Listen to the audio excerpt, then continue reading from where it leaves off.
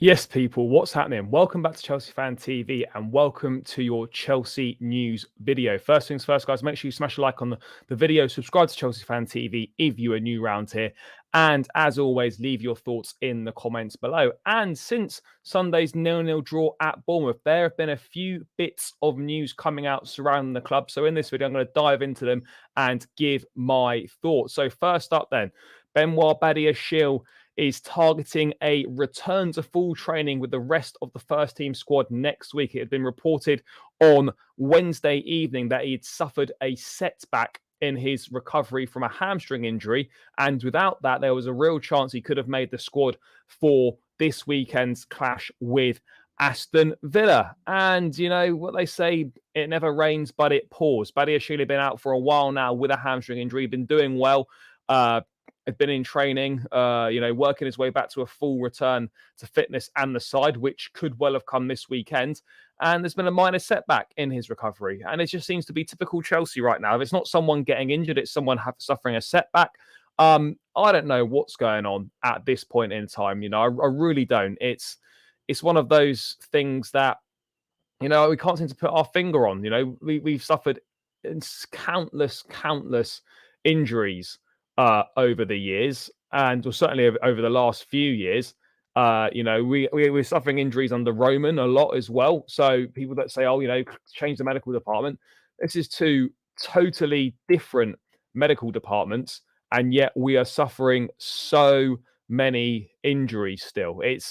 I don't know. I don't know what the answer to sorting it out is, but something needs to be done, whether it's the work we're doing in the gym, whether it's the conditioning we're doing, whether it's the training pitches, whether it's the type of physical work we're doing.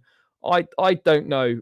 I don't know what it is, but Badiashile suffering a setback is not good. And I came across this stat the other day: injuries at Chelsea. So in the 2021 season under Lampard and Tuchel, we had 55 total injuries. Then in 21-22, we had 97 injuries under Thomas Tuchel. That's not separate, but certainly 97 injuries total. And then under Potter, Lampard, and Tuchel throughout last season, we suffered 48. So our worst ever injury season was when Tuchel was manager, which was under the previous owner and medical staff. So actually last season, despite seemingly having loads of injuries, the injuries did go down. Obviously this season, we've had a number of injuries as well, but it's been two totally different medical departments. So I don't really know what the answer is to this solution, why all these injuries are occurring and why players are suffering setbacks. But yeah, just as we thought we were going to get some good news with Badiashile, it's been a minor setback and he is going to be out for a little bit longer. Hopefully return to the first team squad next week. Maybe he has a chance of featuring in the Monday night football at Fulham a week on Monday. I guess that could be his target for a potential return. So not the best of news there. And just whilst we're on injuries, it would be nice to have some clarity from the club on Moises Caicedo. Came back from international duty with Ecuador, picked up a knock, but there's been nothing given by the club. Obviously, he missed the game against Bournemouth. He's not been in training since he returned from international duty. And there's been absolutely nothing from the club on his condition, on an update on him. And it seems unlikely that he's going to feature against Aston Villa at this point in time. It just seems to be typical. I know he didn't get injured whilst at Chelsea, but seemingly as soon as you become a Chelsea player, gets injured. Never had any injury issues at Brighton, and then bang, signs for Chelsea, and then suddenly picks up an injury on international duty.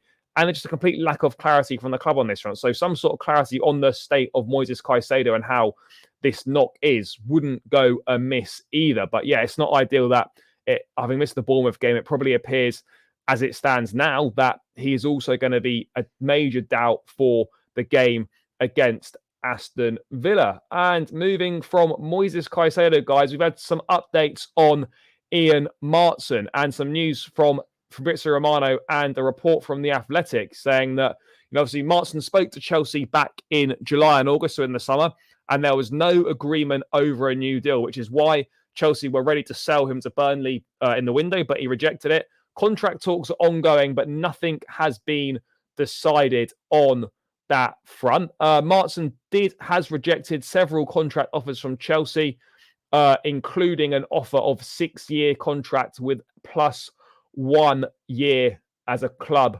option. At the moment, the think their visions don't align. Some variables are yet to align to get favour of a new agreement, but something needs to be decided pretty quickly because Maatsen's out of contract, can negotiate with foreign clubs in January, and if we're going to get any money for him, we're going to have to sell him in January. So this is something that is quite an urgent matter and does need to be sorted pretty quickly.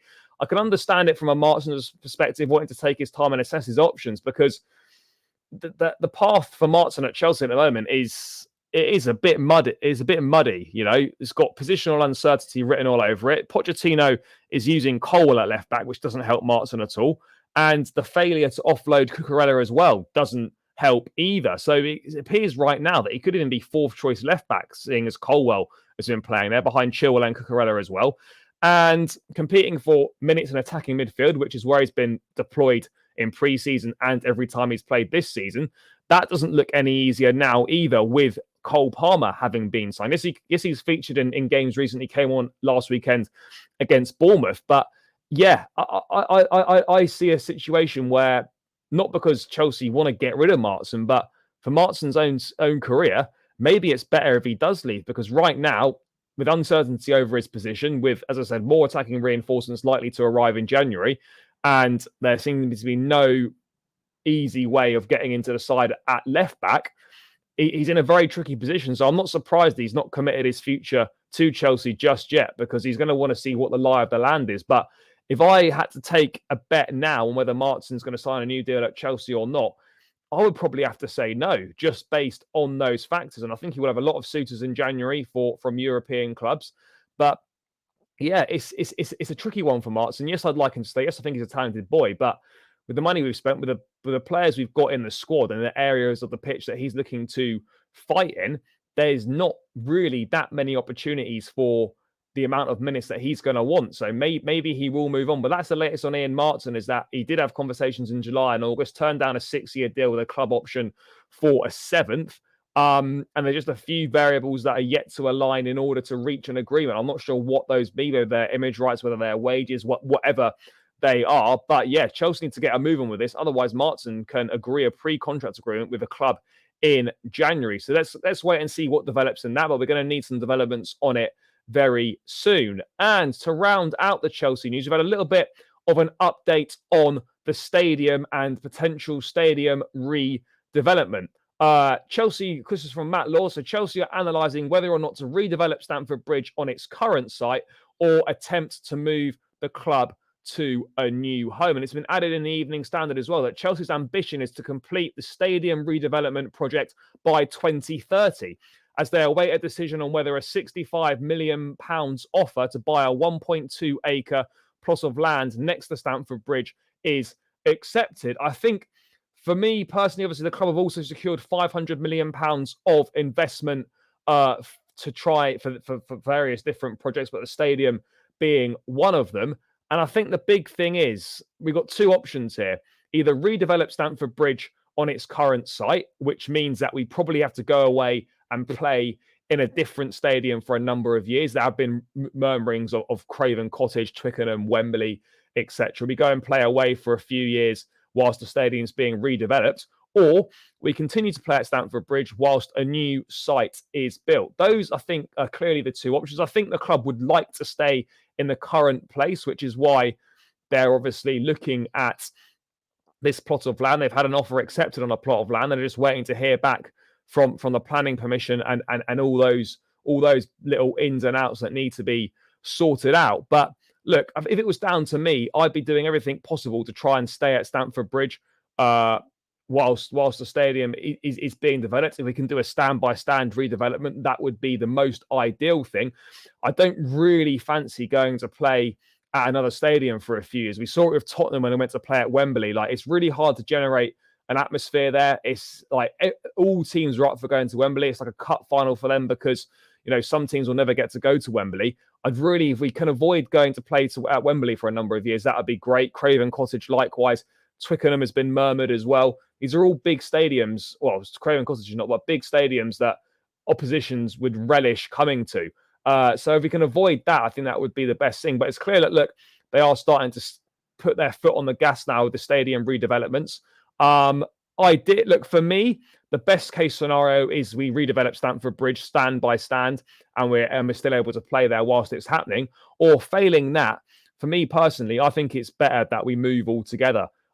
Personally, not because I don't like Stamford Bridge, but an ideal situation. I don't know how possible this is, but the Earls Court site, we get that built up as our stadium in Earls Court. The match day experience is still the same. You're still traveling to the same area. It's no extra distance to travel. And whilst the stadium's being done, we can still play our football at Stamford Bridge. I think that is the best outcome for all parties. Now, I know it's not as simple as that, but look, that would be my preference. If we can stay at Stamford Bridge, fantastic. But I just don't know. The thought of going to play away from Stamford Bridge for a few years isn't ideal. It's not the best case scenario for us. But yeah, we've obviously had some stadium development updates, and let's wait and see what comes of the planning permission for the plot of land behind Stamford Bridge and buy it that we've obviously put in an offer for.